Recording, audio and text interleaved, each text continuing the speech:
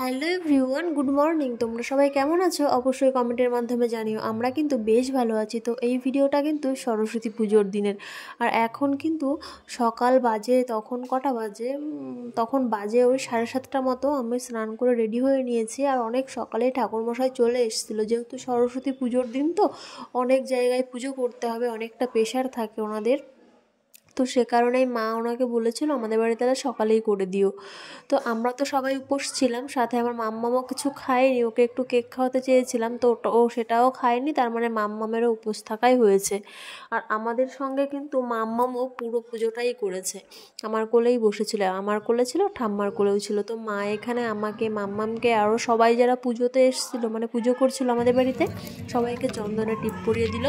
তারপরে দেখো এখানে সব গুছিয়ে নিয়েছে। আর এখন আমাদের পুজো শুরু হয়ে যাবে। আর দেখো এখানে অনেকে ছিল, পুজো করছিল আমাদের। এটা আমার একটা বোন হয়, মানে ননদ হয়, সবাই ছিল বাড়ির। তো দেখো আমাদের পুজো কিন্তু শুরু হয়ে গেছে। আর মাম্মা আমার ঠাকুমার কোলে বসে রয়েছে, ও পুজো করছে, বায়নাও করছে তার সাথে সাথে। তো মাম্মামকে তো আগে সামলাতে হবে, আর সাথে পুজোটাও করতে হবে। তো এখানে যে তোমাদের সাথে একটু মানে শেয়ার করবো ভয়েসটা, সেটার উপায় নেই, কারণ আমাদের বাড়ির পাশে না পুজো হচ্ছিল। তো এত পরিমাণে বক্স চালিয়েছিল, চারিদিকেই মানে পুজো হচ্ছিল।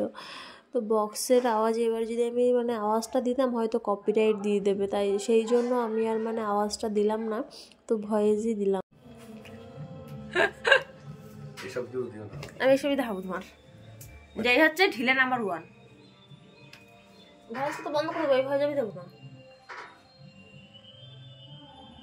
আর এই যে হচ্ছে আমার বর, তোমরা তো দেখলে আমাদের পুজো টুজো সব কমপ্লিট, তবুও ওনার রেডি হওয়া হয় না। আর আমরাও অনেকবার ডেকেছি, তো অত ব্যস্তও হয়নি বা অত কিছু বলিনি, কারণ ও তো স্কুলে যাবে, ওর স্কুলেও পুজো হবে, তো ওখানেই দিয়ে দেবে। সেই জন্য আমরা আমাদের মতো দিয়ে দিলাম বাড়িতেই।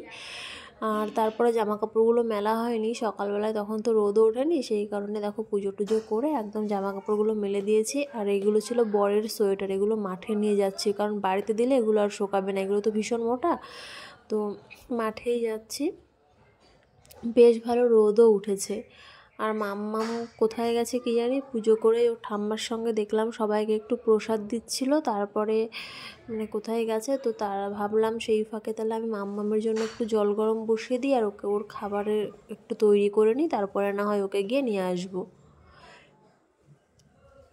তো এই দেখো এখানে এসেছিলো মাম্মাম, এখানে এই যে বললাম বাড়ির সামনে পুজো হচ্ছে, তো এখানেই। তো এখানে তো সবাই অনেকে আরও পুজো করবে, এদের পুজোটা এখনও হয়নি, আমাদের পুজো হয়ে গেছে।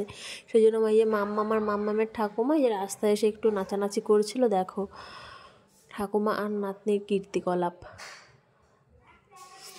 তারপরে এই যে ঘরে নিয়ে এসছে, একটু খাওয়ানোর চেষ্টা করছিলাম, খাওয়াতে তো এনার ভীষণই অরুচি। তার আগে একটু সবজি কেটেও নিয়েছি, যে ওকে একটু আজকে খিচুড়ি করে দেবো, বাড়িতে আজকে যেহেতু নিরামিষ খাবে এখন সবাই। তো সাথে মাম্মামকেও ভাবলাম তাহলে আজকে আর মাছ মাংস কিছু খাওয়াবো না, তো আজকে ওর জন্য একটু খিচুড়িই করি। আর এদিকে মাম্মামের ভীষণ ঘুম পেয়েছিল, তো ও বিরক্ত করছিল, বলছিল ঘুমাবে, অনেকটা সকালে তো উঠে পড়েছে, অত সকালে ওঠার অভ্যাস নেই, তো ঘুমিয়ে পড়েছে। আর মাম্মামের খিচুড়িটা ওইদিকে বসিয়েছি, খিচুড়ির কালারটা কিন্তু খুব সুন্দর হয়েছে। তো খিচুড়িটা না একটু মানে এরকম পাতলাই নামিয়ে বন্ধ করে রাখবো, কারণ বন্ধ করে রাখলে ঠান্ডা হলে এমনিতেই জমে যায়। তো মাম্মাম তো ঘুমিয়েছে, যে কারণে আমি আর ঘরের থেকে যেতে পারছি না, সেই জন্য ঘরের সামনেই একটু ওই জানলার সাইডে চেয়ার নিয়ে বসেছিলাম রোদে, যে চুলটা একটু শুকিয়ে যাক। আর উঠে মানে মাম্মাম ঘুমোচ্ছে, তো এখান থেকে সরতেও পারছি না, উঠে গেলে না দেখলে আবার কান্নাকাটি শুরু করে দেবে। তো সেই কারণে এখানেই বসেছিলাম, আর বেশ সুন্দর সুন্দর গান চলছিল, সেগুলোই শুনছিলাম। তারপর মাম্মামকে একটু জোর জবস্তি করেই কিন্তু উঠিয়েছি, ও ঘুমোতে চাইছিল আরও, তবু উঠিয়েছি, কারণ অনেকটা বেলা হয়ে গেছে, ও এখনও ঠিকঠাক করে কিছু খায়নি। আর ভেবেছি আজকে একটু বাড়ি থেকে ঘুরতেও বেরোবো, আশেপাশেই ঘুরবো, সেরকম কোথাও যাব না। সেই জন্য আবার ওকে খাওয়াতে অনেকটা সময় লেগে যাবে, এখনও স্নান করায়নি ওকে। তো সেই জন্য ওকে একটু ওই বাড়ির সামনে যে পুজো, ওখানে নিয়ে এসছে ওকে ঘুমটা কাটানোর জন্য। দেখো ওর চোখে পুরো ঘুম, আর মুখটাও অফ রয়েছে। তারপর ঘরে গিয়ে শাড়ি বের করেছি, শাড়ি দেখেই ভীষণ চিৎকার চেঁচামেচি শুরু করে দিয়েছে, পরবেই না, ও জামা আর প্যান্টই পরবে। তারপর স্নান করিয়ে ওর কথা মতো ওকে এগুলোই পরিয়েছি, শাড়ি আর কোনো রকমই পরাতে পারিনি। তারপরে একদম খাওয়া দাওয়া করিয়ে আমি রেডি হয়ে বেরিয়েছি, রাস্তায় চলে এসেছি। এখন আমরা একটু বেরোবো, কোথায় যাব কিছুই জানি না, বেরিয়ে তো পড়েছি, দেখা যাক কোথায় যাই কি না যাই। আর কেমন যেন গরম গরম পড়েই গেছে। আর বাড়ির থেকে বেরিয়ে এসে মাথা খারাপের মতন অবস্থা, মানে চারিদিকে এত পরিমাণে লোক আর এত গাড়ি ঘোড়া। আমি আমার বরকে বলেছি তুমি আমাকে সোজা ফাঁকা রাস্তায় নিয়ে চলো, আমি এই ভিড় রাস্তায় ঘুরতে পারবো না, আমাকে একদম ফাঁকা যেখানে কোনো লোকজন বেশি যায় না সেইখানে চলো, সেইখান দিয়ে একটু ঘোরাঘুরি করে বাড়ি চলে আসবো। তো এইদিকে যাচ্ছিলাম, দেখো অবস্থা রাস্তার এত মানে চারিদিকে মানে লোক, মানে এত পরিমাণে লোক। আমি শুধু ভাবছিলাম যে এত লোক ঘুরতে বেরিয়েছে বাপরে। আর আমরা তো ঘুরতে বেরিয়েছি এখন 3টে সাড়ে 3টে বেজে গেছে, তার মানে সারাদিনে আরও তো কত লোকই বেরিয়েছে ঘুরতে। তো আমার তো পুরো ওদের মাথায় ঘুরে গেছে এইসব দেখে। তো দেখি বর কোথায় নিয়ে যায়। তারপর মনে পড়লো আমার একটা মানে বান্ধবী আছে, তো ও আমাকে রোজ যেতে বলে। তো ভাবলাম তাহলে ওদের বাড়ি তো এখনও চিনি না, তাহলে ফোন করে শুনে নিই কোথায়, তো যাই। তো ওদের বাড়িতে যে চলে এসেছি, দেখো। ওখানে যেতে চাও? এখানে পারো, এখানে যাও, পারো আমার পায়ে পড়ে যেরকম করে যাও। তো তোমাদেরকে দেখালাম তো যে কাদের বাড়িতে এসছি। ও বলছিল আমাকে পাগলির মতো লাগছে, তুমি আমাকে দেখিও না। তো এখানে এসে মাম্মাম হচ্ছে ওর একজন সঙ্গী পেয়েছে, তো ও খুশি হয়েছে। আর এই ছাদের উপরে না প্রচুর পায়রা রয়েছে, আর পায়রায় দেখো মানে টয়লেট করে এমন অবস্থা করেছে। তো ও ছাদের উপরে অনেকটা সময় কাটিয়েছি। আর আসার সঙ্গে সঙ্গে তো মানে ও ভীষণ খুশি, মানে ও পুরো এক্সাইটেড, ও ভাবতেও পারেনি যে আমি আসবো। আর মাম্মামও ভীষণ খুশি, কারণ প্রচুর মুরগি আছে এখানে। আর আমার মেয়ে মুরগির বাচ্চার পেছন পেছন যেখানে যাচ্ছিলো সেখানে ও যাচ্ছিল। দেখো ওই যে মুরগির বাচ্চা যাচ্ছে আর ওখানে যাচ্ছে। আর এই হচ্ছে মানে যেই বান্ধবীটার বাড়ি এসেছি তা ওর মেয়ে, ও ভীষণ কিউট, ভীষণ ভালো। আমার মাম্মামকে তো পেয়ে ভীষণ খুশি হয়েছিল। তো আমাদের বলছিল তোমরা থেকে যাও, তোমরা থেকে যাও। তারপরে দেখো একটু যে বলেছিলাম ফাঁকা রাস্তায় যাব, তো ওখানেই নিয়ে এসেছিল। দেখো ফাঁকা রাস্তা, এখানেও লোক ভর্তি। পাচ্ছি না বাবা। এই তুমি ওকে মাম্মাম মাম্মাম কেন বলছো?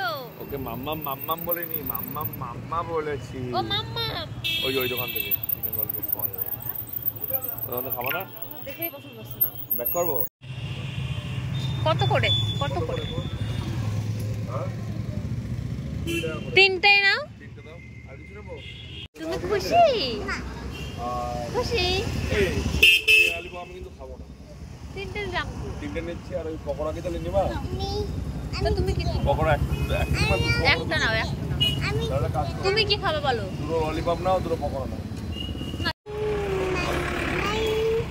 বড় ভিডিওতে দেবো, কিন্তু কবে ছাড়াবো জানি না। ওরা হচ্ছে বক্স চালায়, যদি এগুলো ভয়েস দিই তাহলে কপিরাইট দিয়ে দেবে। সেই জন্য আমি ভিডিও রেডি, কিন্তু ছাড়তে পারছি না ভয়েস দেওয়ার জন্য। ভয়েস দিতে গেলে আমার ওই 7 বেরিয়ে যাওয়া লাগবে। চলো এখানে বসবে, মাম্মামকে একটু বসিয়ে দেবে, মাম্মামকে একটু বসিয়ে দেবে। না এই পাশে আসো, বাবার পাশে, বাবার পাশে। এখানে এখানে ঠান্ডা, একটু বসিয়ে দাও তো মাম্মামকে। বাবা বসিয়ে দিচ্ছে তো।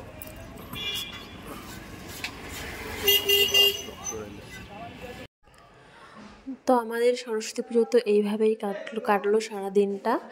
তো বেশ ভালোই আনন্দ হয়েছে, বেশি দূরে যাইনি, কাছাকাছিই ছিলাম। তো বাইরে থেকে সেরকম কিছু খাইনি, সেই জন্য বাড়িতে খাবার নিয়ে এসেছিলাম। এখন এই যে খাওয়া দাওয়া চলছে, আর আমি আগে এই জামা কাপড়গুলো গোছাবো, তারপরেই ভেবেছি খাওয়া দাওয়া করব। আর এত জামা কাপড় দেখো অবস্থা, সব এখন গোছাবো, গুছিয়ে টুছিয়ে এখন দেখো যে শুয়ে পড়েছি বিছানা করে। মাম্মামের নাকি ঘুম পেয়ে গেছে, বিরক্ত করছিল। তো আজকের দিনটা কিন্তু বেশ ভালোই আনন্দ করেছি।